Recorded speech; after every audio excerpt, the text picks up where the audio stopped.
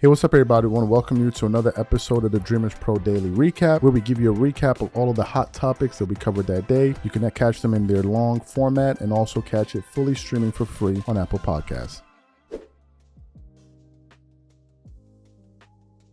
So Rob Parker is back at it again, man. Rob Parker is back at it again. So you guys know for the last maybe 2 years now, we've been having this conversation about players from today disrespecting players from the past. JJ Redick was the guy that really kicked it off in a major way when he was on ESPN First Take, and he used to go with Chris Mad Dog Russo. He's the one that kicked it off, and then other players started saying their own, and it kind of became this thing, this like civil war between players, right? Where it was the old versus the new, and it was just a bunch of crazy. I mean, I think the latest one we talked about in passing was the comments that Patrick Beverley made about Larry Bird.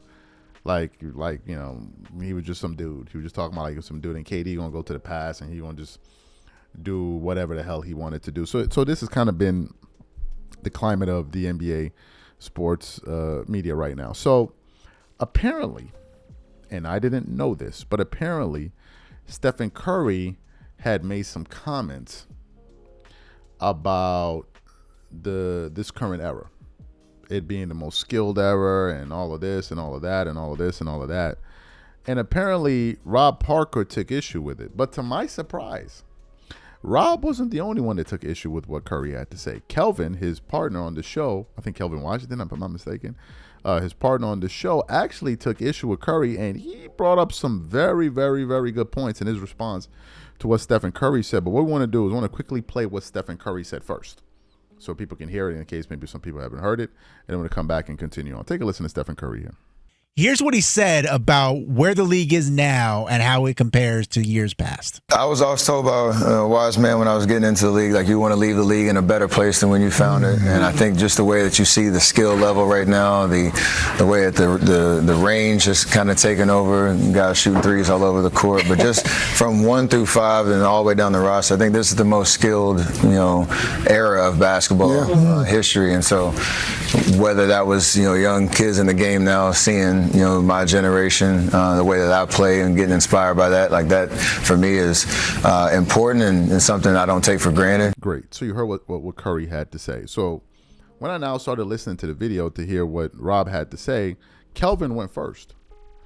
And when Kelvin was talking, man, he brought up some very, very sound points that I think is worth listening to and taking into inventory. So for those of you who didn't hear what Kelvin had to say before we get into Rob, take a listen to Kelvin's response to what Curry's saying about this era and what these players seem to think. Take a listen to him here. Where I think people get this whole thing misconstrued is this is the era, and we've talked about this, Rob, this is the personal trainer era. This is I don't just go play and try to play ball and hoop. This is I got to have a personal trainer to work. Ha, step back. Ha, step back. And to me, okay, yeah, you might have a step back better than somebody 8'9". You know what they had better then? They knew how to win. They knew how to make basketball plays. They knew how to play with the team. They knew how to play within a system. And I think that's one of the things I would get misconstrued. I'm not saying all these guys can. Obviously, Steph is one of the greats. And if you look at current guys, LeBron. But I'm looking at, to me, yeah, okay, yes, there's a handle. Yes, there's, an ability to do Euro step or something, as if the Euro step didn't happen back then. I don't buy that it equates to better basketball. That's my biggest thing. I don't watch basketball. Me and you just did our first whole postseason run in the playoffs, and I don't believe I watched better basketball than I did in previous years or eras. I don't buy that at all. I watch guys, and I'm confused sometimes. Did you not see the open man? Did you not see the back cut? Why would you take that shot? And just because I got a 6'10" dude who can shoot threes, who's allowed to shoot more threes, that doesn't mean he's better. I tell you this all the time, Rob. If I told Larry Bird, Reggie Miller, Chauncey Billups, Detroit guy, you're allowed to shoot 18 threes tonight and we wouldn't bat an eye, I don't know what those guys would have had. If I told Isaiah Thomas, Mark Price, the other guy, you can shoot 20 threes tonight and we literally wouldn't even think twice. Well, then, yeah, he might look even more skilled. And let me also offer you this. Everybody keeps talking, and I don't believe everybody believes it, but you get the whole plumber joke about back in the day. And I start thinking, I'll say, man, when I look at Magic Johnson highlights, I ain't seen nothing like it since. Name the guy, if I showed you those, who's that skilled to do that. Michael Jordan, we talk about him every daggone day just about. I still haven't seen that. I've seen people try, Never seen that. So the idea that just simply because guys spend more time with personal trainers and they work on this and work on that, are they more skilled? Okay, maybe the last few dudes on the team. But the idea that it's better basketball, it's better aesthetically, it's better from a high-quality standpoint, that part I don't agree. And I don't think when I watch games now, that in most of the games, not all, that it's a better brand of basketball than years previous. I don't agree with that portion of it for me. Excellent. So you heard what he had to say. I think he made some excellent points. And look, he's not the only one that's made these points. I mean, even Gilbert Arenas, who cracks jokes about players in the past from time to time, he has inadvertently called these guys dumb. He has. He said that the way these guys play basketball is dumb. And one of the examples he likes to use is Anthony Edwards. He's like, why is Anthony Edwards shooting this many threes? It's not helping his game. It's not helping his team. And we've seen a lot of idiotic basketball being played these days. And the basketball IQ is very, very low. We know this already. That's why some of us kind of scoff at the idea of this being the most advanced. How can this be the most advanced era of basketball when we see a lot of moronic, robotic basketball being played today? How is that possible? You know, just sheer stupidity. 3-on-1 fast break. Instead of running a 3-man weave, these guys are flaring out to the 3-point line. Just stupid basketball. Now, people, well, the 3-point, yeah, but that should be situational. You should be applying your basketball IQ from play to play. But these guys are not. They're just thinking like robots. It's like, okay, but if we have a 3-on-1, the percentage of us scoring is much greater. And then later on in the game, maybe we may try to get a 3-point shot with that's open and all that. But now we have an easy 2. It's just, nobody's even thinking about it. Like, you just witness a lot of dumb ball. But that was what Kelvin had to say in terms of, from a basketball standpoint and watching the game and just looking at stupid basketball being played on a night in and night out basis. But Rob Parker took it to the next level. And Rob Parker was essentially saying, bro, you're not even factoring the reason why you think guys today are so skilled and why guys today are scoring so easily. Why don't you talk about that? Why don't you really explain to the audience so they can understand really what's going on here? Take a listen to what Rob had to say in response to Stephen Curry here. Take a listen to his comments here. Rob G, Steph Curry does what, and this is the one thing I don't like about the NBA. I really don't. Was that what he did? Yeah, what he did, because it's the only league where they do it, and I have no idea why. I know what you're talking about. Yeah, like seriously, you know this. Mm-hmm. No one badmouths Babe Ruth and says, "Oh, he could if he played now." Nobody, right? Nobody.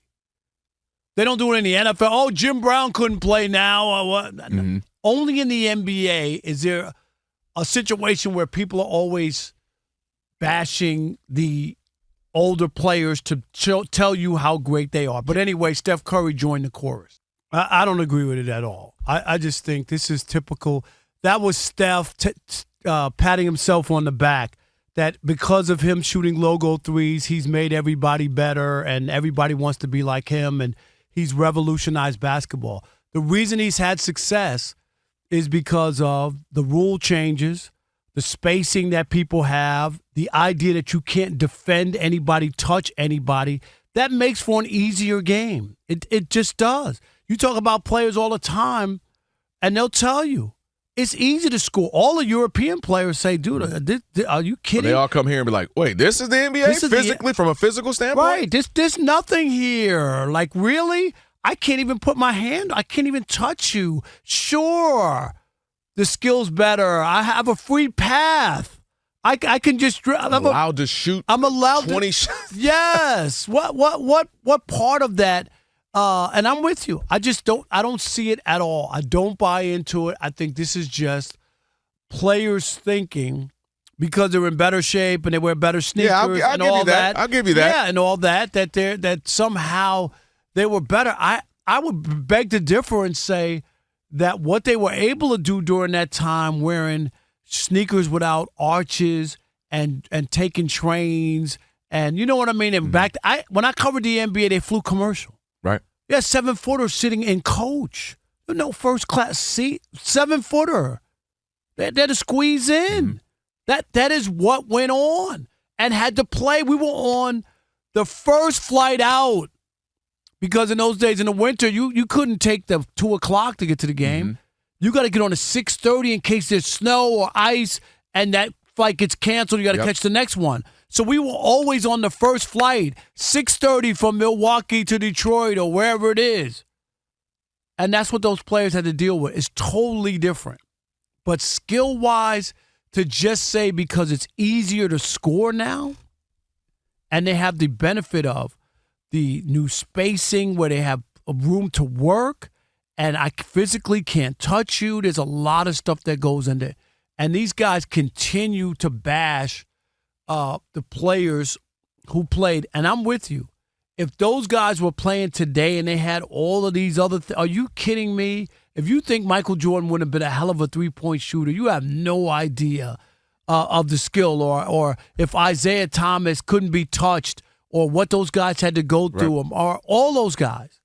Sure they would. Those are all-time greats. And here's the other thing. Now you got 1.5 players maybe. On those days, go back and look at the teams. Were you talking about Bird, Magic? I mean, Bird, McHale, Robert Parrish, Dennis Johnson. Right, like right there. And then you would go and look at some of these other teams with players that they had. Everybody had like 2 or 3 really good players, and it wasn't as many players and all that. I think the league is way watered down. It's probably 6 teams that don't really need to be around, and 6 teams full of players who probably aren't NBA players. And look at where they even are in the draft. They don't even draft. They only have 2 rounds. Like there aren't that many great players. And I will add this too. I still, and Rob G, you're a big hoop guy, and Rob, you've been covering the league for years. Since 1987. Since 1970. I look at this, and I really try to not be the old get off my lawn guy. And I'm really looking at this. Kyrie is arguably one of the most talented we've ever seen. So you heard what Rob Parker had to say. Bro, this is obvious. Okay, this is obvious. Rob isn't breaking any news here. All right, you don't need to be a basketball savant to get these things. It's quite obvious. We already did a show where we were reacting to the interview that Kevin Garnett did with Commissioner Adam Silver, where Adam Silver said, if we did not lax the rules on defense and take defense out of the game, players like Stephen Curry, he said Stephen Curry's name, would not be able to showcase their abilities. He said this already. We know this already. It's just those people in the back that like to come up here and spew their pseudoscience and say, "Oh no, you can can be proven. It can be proven." Nobody's proven nothing, man. These players are faster, stronger, whatever. Really, how you quantify? They're faster based on what? Are we taking times of people that are running faster today than versus players in the past? Like, it's just stupid stuff, man. It's just stupid stuff. One of the fastest players we've ever seen in the NBA played 20 plus years ago, Allen Iverson. It was fast as a lightning bolt. You have fast players today, athletic players. You can go all the way back to Spud Webb. Then you can go to just to name some guys that come into mind. Spud Webb. Then you can go all the way to Derrick Rose. Then you can go all the way to Russell Westbrook, Steve Francis, Baron Davis. Then you get into the modern era, John Morant. People acting like as if they never seen high flyers in their life. What are we talking about? Athletic, high-flying dunkers.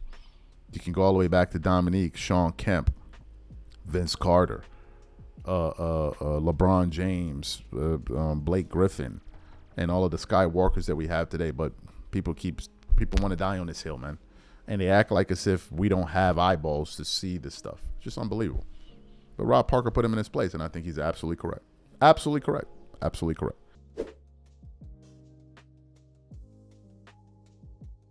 About a week or so ago, we had produced a bunch of shows where we're talking about the scandals surrounding Kawhi Leonard, the Clippers, Steve Ballmer, and everyone involved. There was a scandal that broke that was actually revealed to us by Pablo Torre of Pablo Torre Finds Out, where he essentially said that there may have been some salary cap circumvention that was taking place between Kawhi Leonard and the Clippers, that Kawhi Leonard signed on to be one of the mascots for one of the faces for the company called Aspiration. And I think one of the stipulations within his contract was that he needed to be he could be a no-show and still collect up to $28 million. And then you had that, and then you had the coincidence of Steve Ballmer investing in the company, and then later on we found out, I think he invested $48 million, and then we're hearing that Kawhi was owed $50 million, and it was just one thing after the other. Then he went on ESPN to speak to Ramona Shelburne. I'm talking about Ballmer. He made his comments there. Of course, Kawhi Leonard has taken a hit reputationally. His reputation is in the dumpster right now because a lot of people feel like he was a dirty guy. Then you had some NBA players coming out kind of just in his defense, like Shannon Fry, Kendrick Perkins, Richard Jefferson, where Kendrick Perkins essentially said this kind of stuff happens all the time in sports. And then Adam Silver himself commented on it, which now led to some comments that Rob Parker made. But essentially what Adam Silver was saying is like the burden of proof is on the NBA, right? Because these accusations are being levied at these guys, so we have to prove that is true, right? And circumstantial evidence isn't enough. So when it came time for Rob Parker to weigh in on the situation, he didn't hide his feelings, and he gave a pretty chilling prediction of what he feels is going to happen and what will be the ultimate outcome. Take a listen to what Rob Parker had to say yesterday on The Odd Couple. And as you mentioned, Rob, Adam Silver was asked about it yesterday, and Adam Silver, despite calls from a lot of people saying, hey, bring the hammer, shut it down, basically said, hey, innocent until proven guilty. We got to let this thing play out. We'll see what the investigation reveals. And this is par for the course for the NBA. Mm-hmm. They'd rather not. And people say, well, look what they did to the Minnesota Timberwolves. That was totally different. There was a memo. Baseball went through that when they colluded against free agents. Remember that? And they wrote a memo, don't sign any players. Yeah. Well, you got paperwork. You're losing in court, right? If you got paperwork. The NBA, unlike some of the other leagues, have always kind of like, we don't want to know. We don't kind of move on. Mm-hmm. And I'm not saying that they haven't punished some people, but not big name people. Contrary, when you come to baseball and the NFL is a little different. NFL is always what? About protecting the shield. Yep. Major League Baseball has kicked out or banned some of the biggest names in the game. Pete Rose, Barry Bonds, Roger Clemens. I mean, you can't get bigger than Pete Rose, right? As far as so the NBA, to me, it feels like, just from the way Adam Silver was talking, that they'd rather not. And unless there's something that directly, because it's circumstantial, that it is. The numbers add up, whatever. I get all that, but it's always that can't always get you a conviction. Circumstance. You gotta have a smoking gun. You gotta have some sort of written agreement or something that states that this money was for that. Here's what we're gonna do, and that's why we talked about it before with the NFL and Colin Kaepernick. That's why they didn't want to go to court with Colin Kaepernick. Discovery. Yeah. Texts, emails. Ask John Gruden about emails, right? And stuff. Those are the smoking gun. That's why John Gruden lost his job, right? Mm-hmm. They had something. So in this case, I do not believe that anything will happen severe without a smoking gun for the Clippers. Great. So you heard what Rob Parker had to say. Rob is essentially saying, from my understanding, that the NBA isn't going to do anything about this, right? They're not going to do anything about this. The NBA does have some kind of they have a stigma around them where things aren't 100%. They're not doing everything by the book. There was some comments that were made this summer after the Lakers got Luka Doncic in that confounding trade. Then out of nowhere, the Dallas Mavericks ended up with the number 1 pick in the NBA draft for Cooper Flagg. And a lot of people like, you got to be kidding me. Even LeBron James, the face of the NBA, came out and made jokes about it. Like this thing is a clown show, right? It's a clown show. You've had some comments that Shaq made. So there's always kind of been this speculation around the NBA of, these guys may not be as clean as and pristine as we think that they are. So to hear what Adam Silver had to say in terms of Ballmer, one can understand why Rob Parker decided to take the position that he took. Look, there's a reality aspect to this thing. Steve Ballmer is among the 10 richest people in the world. Okay, he's the richest owner of a sports team in the United States, or I think in the world. So you don't just drop the hammer and say, oh, we're going to treat him the same way we treat everybody else. In reality, it doesn't work like that. right? It just doesn't work like that. It does not work like that, right? You handle things with a little bit more tact. And to think that, oh, the NBA is now going to be out on a witch hunt to come and get one of their owners because they did this and it's just not going to, it's not, I think you're being naive, right? I think you're being naive. Now, there's the other part of this, which is this has to be proven, right? It has to be proven. And Pablo Torre, he's investigating this situation heavily. And it doesn't help that Kawhi Leonard has a reputation of load managing and all. It doesn't help. All of these things don't help. If we were talking about a different player that had a better track record when it came to availability and all, then maybe people would be a little bit more skeptical of these reports. But people don't really seem to be giving Kawhi Leonard the benefit of the doubt. Now, some people have said, hey, man, why don't you talk about it as much? I personally believe that a lot of people don't really care. We've done, this is probably the 6th or 7th video we produced about this story this month. And people don't really seem to care. Right? People don't really seem to care as much as one would think. Right? And ultimately, I don't think much is going to happen. It could happen, right? It could happen because Pablo's still conducting his investigation. It could happen, certainly. But I don't see it happening unless there's some conclusive evidence. There's a smoking gun. Then I can say, okay, something is going to happen for sure. But we cannot overlook the fact that Ballmer is who he is. It's just a part of life, man. When you're at that level, when you have that amount of wealth and influence, they don't just come for you like that, like as if you're just some regular Joe walking off the street. And whether if it's unfair, that's the reality of things. So, as you guys know, the media has been they've been trying for the last God knows how many years to say that it's a GOAT debate between LeBron James and Michael Jordan. There are a lot of publications that discuss this stuff ad nauseum and blah, blah, blah, blah, blah, and blah, blah, blah, blah, blah, right? And there are a lot of people that truly, sincerely believe that this thing is a debate. I happen to be one of the people that don't, right? I just don't think, when you look at MJ, I just feel like it's just so clear that he's just so much better. And I think in order to kind of put LeBron in this same class with MJ, you have to make so many concessions. And what I've noticed is that the group that's always coming up with these desperate arguments, these ridiculous, insane, useless arguments are the ones that really understand that they're behind. But nevertheless, they try to do it. And the goalpost has shifted so many times that now it's just absolutely irrelevant. Now we're talking about longevity, like as if that was ever the standard. But now it's become the standard because, well, that's what LeBron's. This is where we are in this discourse. So I was doing some research this morning. I came across an article here from Basketball Network, and it says Magic Johnson takes another shot at LeBron in the GOAT debate. And it says Magic Johnson named Michael Jordan as his GOAT again, using that the iconic 1991 final switch hand shot as his main argument for the Dream Team, a teammate.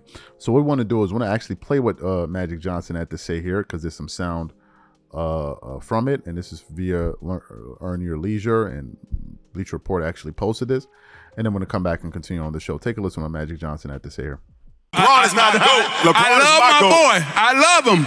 Yeah. But when Michael Jordan took off with that tongue out, hold up, listen, because a lot of you wasn't born then.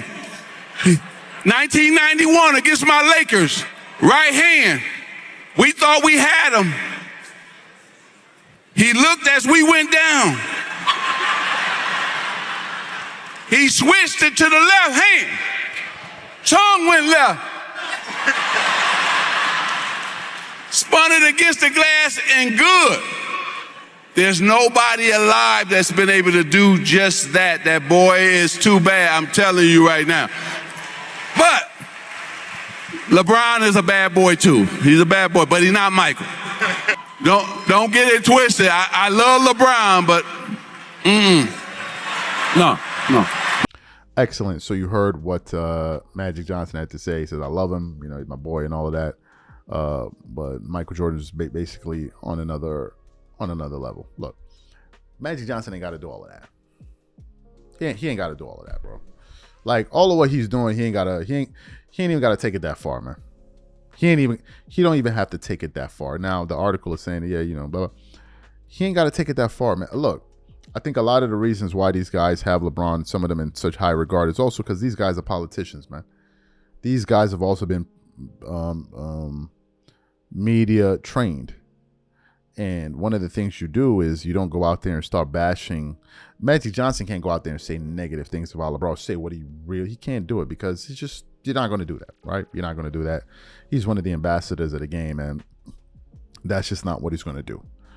But in terms of him saying, I've said this thing so many times, it's like it's exhausting now.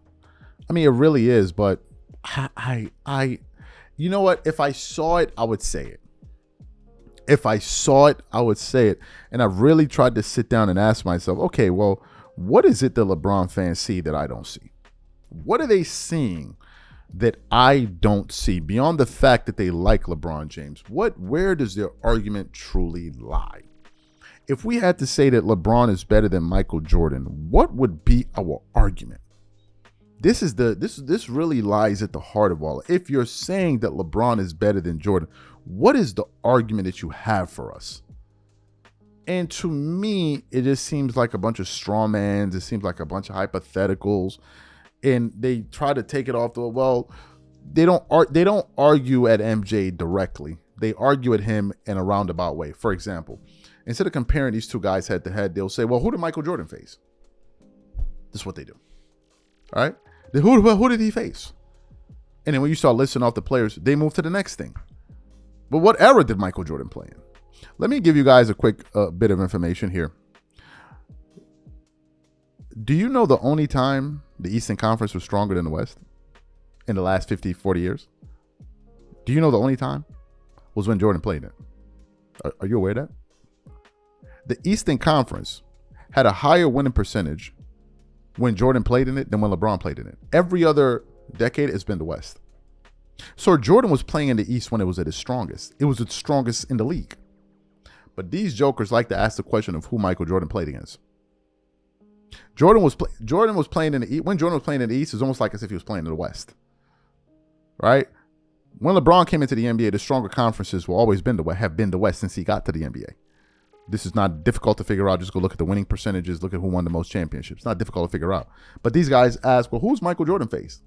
Knowing damn well it was more difficult for Jordan to get to the finals playing in the conference that he played in. These guys are just, you can't take them serious. I told you this. LeBron fans and buckets of honey are like 5 and 6. They're always together. You can't really take them seriously. They feel like, oh, that guy got you here, I got you there. They ain't got nothing but a bag of honeycombs. That's all they got. A bag of honeycombs. That's all they got. Oh, then who did Michael Jordan face in the final? You saw listing the Hall of Famers and the top 75 guys. Then you realize, oh, they face just about the same amount of top of the shelf talent. But who played with more top of the shelf? Oh, we don't want to talk about that. Let's shift to the next conference. Well, no, let's talk about who he played in the finals. What team did Michael Jordan play in the finals where the leading scorer of that team was Goran Dragic? Goran Dragic was the leading scorer. What team did Jordan beat in the finals? Oh, we didn't want to talk about that, Charles. Let's talk about something else. Then they'll start bringing up MVPs. Jordan got more than that. We're just talking about things that they value. Jordan has more MVPs than him. They're talking about who can score. Jordan averages more points in the regular season playoffs. What else? What else we got? Huh? What else we got? Defense, you can't even bring it up. What are we arguing here? What's the angle we're taking here? Oh, Jordan, man, LeBron James in 2018 was the best player ever. You're insane. There were dudes better than that dude. Trust me. There were dudes. You thought LeBron, he was incredible. There were dudes better.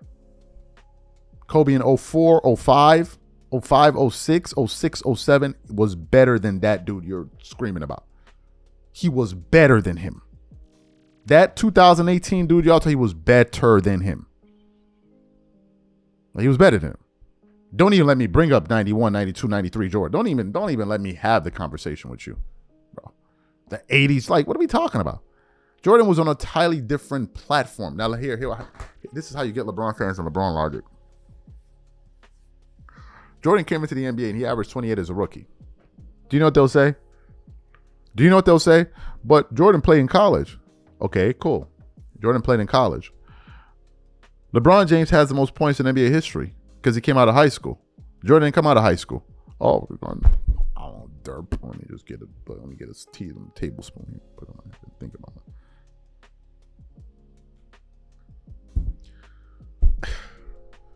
Bro, arguing with LeBron fans is easy work, man. It's easy work because logic is never woven into their thinking process.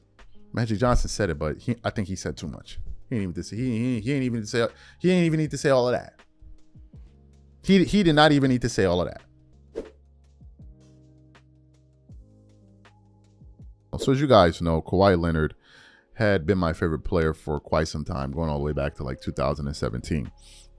The simple reason Kawhi became my favorite player was because he seemed to be kind of a disciple of Kobe Bryant, so to speak. I remember the All-Star weekend when Greg Popovich said he told Kobe to just kind of get in the ear of Kawhi, talk to him, start to kind of take him, and from that point forward, you began to witness a drastic change in Kawhi Leonard's game, right? Added a post-up game, mid-range game, and I'm like, wow, well, this guy's reminding me of Kobe because Kobe's on his way out, and you're a Kobe guy, so, okay, reminds you of Kobe, And obviously, Kawhi Leonard was an excellent player. He wasn't Kobe Bryant, but he had the kind of similar playing style of Kobe, Jordan, whatever.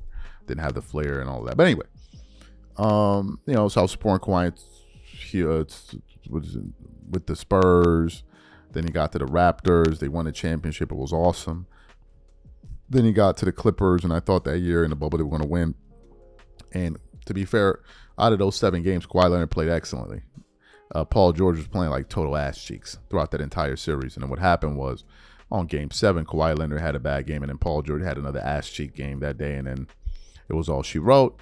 And then from that point on, it's just been utter disappointment with injuries and then coming back, and he's going to play, gets injured in the playoff. Kawhi Leonard got injured in the playoffs 2 years in a row. I think 2 years in a row. And then just after a while, it's like, bro, I can't do this no more, man. I just can't do it. He'll miss a bunch of games and he'll come back and he was like, he's here for good. And next thing you know, he's out 2 more games. I'm like, I just can't do it. And in the midst of all of that, this was also hurting Kawhi Leonard's reputation because people were saying that this guy is the king of load managing. And some people say it's because of his injuries. And then because of this kind of aloof attitude where he doesn't really like to speak to the media and all of that, that didn't really help.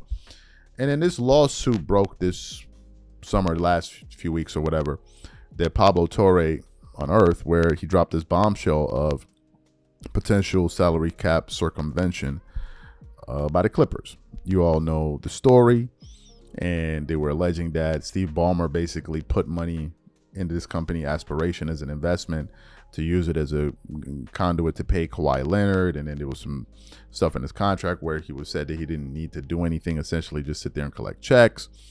And there was another story that broke that really startled me, and I think a lot of NBA fans. And I'm like, this just can't be true.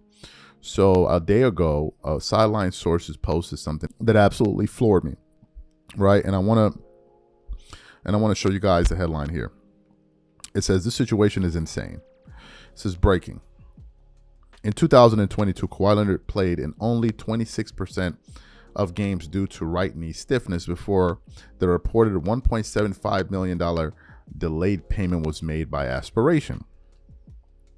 The day after it was deposited, Leonard went on to play 82% of the Clippers' remaining games to close out the season.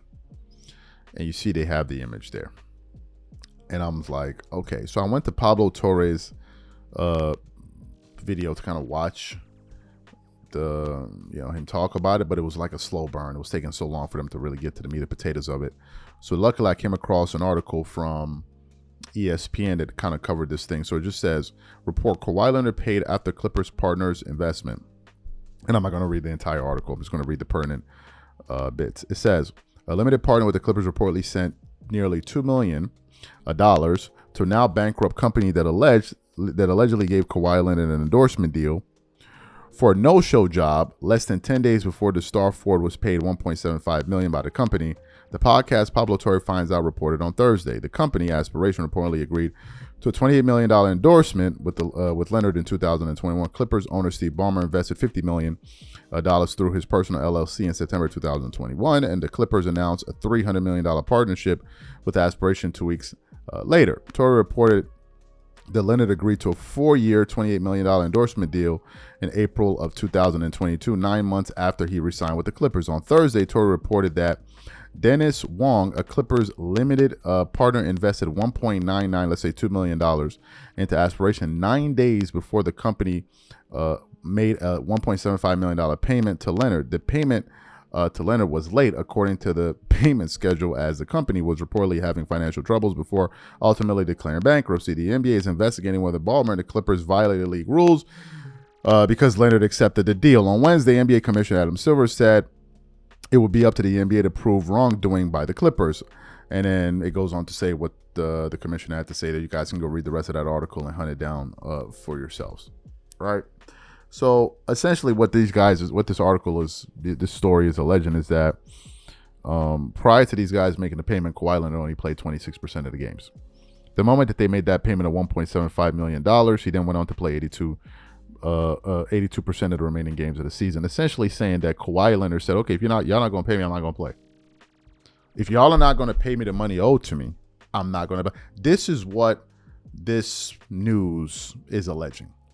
And really, they're now kind of trying to come after the integrity of Kawhi Leonard, where it's like this entire thing is just one big money grab. And if you're not paying me my money, I'm not playing the sport. And that now opens up a door to something much worse, right? Which is now we're talking about the love of the game. Why do these guys really play basketball? And all of that. And Kawhi Leonard and like other people, they've lumped him into boats, like people like Ben Simmons and other way people say, oh, these guys are stealing money. He's in that boat, according to in the minds of many NBA fans. He just is. And I'm not going to be up here defending Kawhi Leonard because I'm not tone deaf. You got to understand, even people in our audience, you can't be tone deaf to these things. You can't be the guy coming, oh, no, Kawhi's not. At a certain point, people don't want to hear it, and you have to be able to read the room at a certain point, right? So this seems to be the reputation that Kawhi Leonard has, and I just hope that this isn't true for his sake, right? I hope it isn't true for his sake, because if it is true, then our worst fears about Kawhi Leonard are coming true. Hence the reason we titled the show this way. They're coming true, that this guy really doesn't love basketball. He's just there to collect a check. And when you now hear stories like this and you think about the stuff that Stephen A. Smith says about him and all of that, then it opens up the doors to these kind of conversation and this type of speculation about this guy. Right now, I don't think Kawhi Leonard is a bad guy, but I don't know Kawhi Leonard. I don't know anything about this stuff. I don't know what happens behind closed doors. I don't know any of this. I don't know any of what's being alleged here, if it's true or not. I don't know. I guess ultimately, after the investigation is concluded by the NBA, we'll ultimately find out if some wrongdoing had occurred here. But in the meantime, from a reputational standpoint, this is absolutely hurting Kawhi Leonard. It's absolutely hurting him. There's no question about it, because people are already skeptical about the guy. And you have stories like this surfacing, it really doesn't help.